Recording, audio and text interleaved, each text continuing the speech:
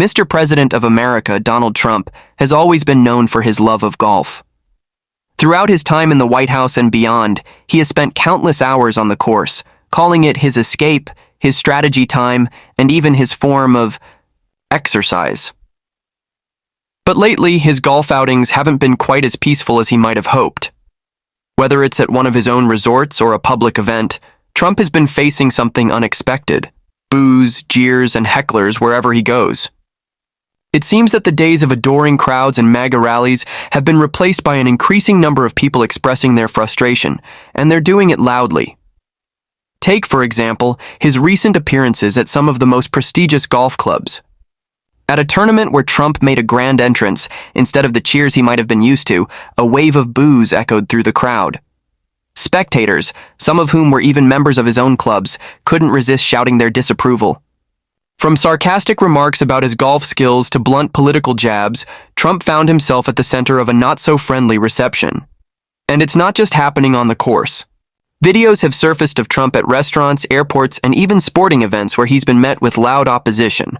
Chants like "lock him up" and "you're fired" have followed him, a stark contrast to the days when his supporters would chant those same words about his political rivals. But why is this happening now? What's changed? One major factor is the legal troubles that have been piling up against him. With multiple court cases, investigations, and indictments, the former president is facing some of the most significant legal battles of his life. For many Americans, this is a moment of reckoning, a time when they feel emboldened to let their voices be heard. And let's not forget Trump's controversial statements and policies, which have continued to spark backlash. While he still has a strong base of supporters, his polarizing nature means that plenty of people are more than happy to remind him of their disapproval in public spaces.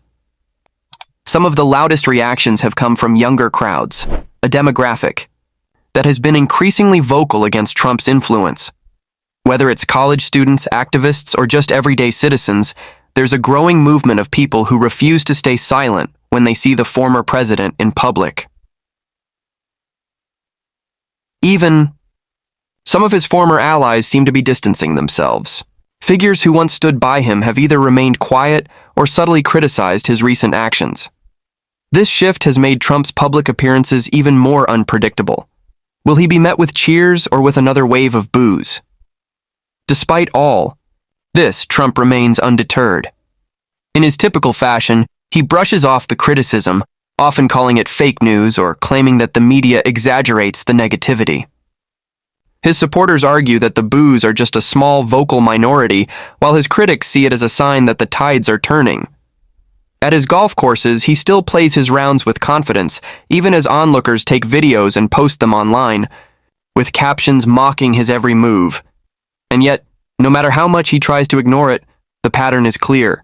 Wherever he goes, the boos seem to follow. So what does this mean for Trump's future? With another election on the horizon and legal battles mounting, every public appearance becomes a spectacle. Will he continue to brush off the criticism, or will the constant backlash start to wear him down?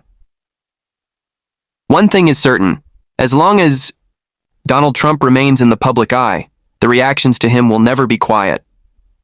Whether it's on the golf course, at a rally, or just grabbing a meal, the former president is a magnet for attention, both positive and negative. And as the yes country watches his next move, one question lingers: will the boos get louder, or will his loyal supporters drown them out once again? Trump's relationship with golf has always been a defining part of his image. He owns some of the most luxurious golf resorts in the world, from Mar-a-Lago in Florida to his courses in Scotland and New Jersey. But in recent months, his favorite pastime has turned into a stage for public backlash. Gone are the days when he could enjoy a round of golf without interruption. Now, as he swings his club and drives his cart across pristine fairways, spectators nearby seize the moment to voice their displeasure. Whether it's a shouted insult, a banner flown overhead, or a group of protesters gathering outside the gates, the message is clear.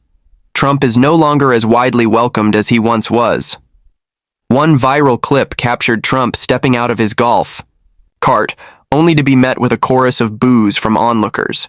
He attempted to ignore it, giving his usual thumbs up and forced smile, but even his body language suggested discomfort. Another video showed a fan sarcastically shouting, "Nice shot, Mr. President," after a particularly bad swing, drawing laughter from the surrounding crowd. But it's not just golf courses. This pattern follows him everywhere. At a UFC fight in Las Vegas, where Trump used to be treated like a VIP, the reaction was mixed. While some cheered, a growing section of the crowd booed loudly as he walked in.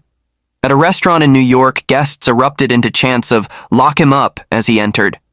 Even at airports, where he once enjoyed adoring greetings from supporters, he now encounters travelers eager to capture a viral moment by heckling him on camera. One reason for this surge in public hostility is the number of legal cases looming over him. Trump is currently entangled in lawsuits ranging from election interference to financial fraud. Every new indictment adds fuel to the fire, giving critics another reason to make their voices heard whenever they spot him in public. Some protesters have taken it a step further, showing up at his properties with signs that read, "No one is above the law," or "Trump is a loser." In New York, near Trump Tower, a group of activists held a demonstration where they played audio clips of his own controversial statements on repeat. At his Florida resort, a small plane flew overhead with a banner reading, "Convict Trump 2024. Yet, despite this wave of public criticism, Trump remains defiant. He continues to hold rallies, make media appearances, and dismiss the backlash as nothing more than a coordinated attack by his political enemies. His social media posts are filled with claims that the fake news media is exaggerating the negativity and that his support remains stronger than ever. His hardcore supporters stand by him, arguing that the boos come from left-wing activists, rather than everyday Americans. At his rallies, Trump still draws large crowds of enthusiastic fans who believe he is being unfairly targeted. They see the boos as proof that the establishment is desperate to take him down, further fueling their loyalty to him. However, the reality is that Trump is no longer just a political figure. He's a deeply polarizing icon. While he still has millions of devoted followers, his presence in public spaces is increasingly met with resistance. The golf course, once his personal sanctuary, has become yet another battleground where the American public makes its opinion known. What happens next depends on how Trump handles the pressure. Will he continue to shrug off the criticism and act as though nothing has changed? Or will the constant boos, the legal troubles, and the shifting public perception eventually take their toll? One thing is certain. Wherever he goes, people are watching. Every appearance, every reaction, every misstep, it's all being recorded, analyzed, and shared with the world. Trump may still be running for political power, but right now, he's also running from something else, the undeniable reality that more and more people are willing to boo him no matter where he shows up. Even as Trump tries to maintain his image of confidence and control, the reality is that he is facing a level of public resistance that he hasn't encountered before. His rallies still draw large crowds of supporters, but outside of those carefully controlled environments, the atmosphere is much different. Take, for example, his appearance at the World Series game in Washington, D.C., a few years ago. The moment his face appeared on the stadium's big screen, the crowd erupted, not in applause, but in loud, sustained boos. Chants of "Lock him up" filled the stadium, a striking reversal of the slogan Trump's supporters had famously used against his political opponents. His expression quickly shifted from his usual smug grin to an awkward realization. This was not one of his rallies, and he had no control over the crowd's reaction. This kind of response has only grown more common in recent years. At various public events, from sporting matches to concerts, audiences have reacted with hostility whenever Trump's name is mentioned or when he makes an appearance. Even in places that were once friendly to him, the shift is evident. One of the most unexpected instances happened at a golf tournament hosted at one of his own courses. Normally, Trump enjoys playing the role of the celebrity host, shaking hands with guests and basking in admiration. But this time, things didn't go as planned. As he walked past a section of spectators, someone yelled, "How's prison looking, Don?" Others laughed and joined in with sarcastic remarks about his legal troubles. These moments of public humiliation are a stark contrast to how Trump was treated during his presidency. Back then, even if he was divisive, he was still the most powerful man in the country. Now, without the presidential shield, he's just another former politician facing intense scrutiny. His critics see his public appearances as an opportunity to remind him that he no longer holds the same authority. Even Trump's international image has taken a hit. During a visit to Scotland, where he owns a prestigious golf resort, protesters gathered near the entrance, holding up signs calling him a national disgrace and a wannabe dictator.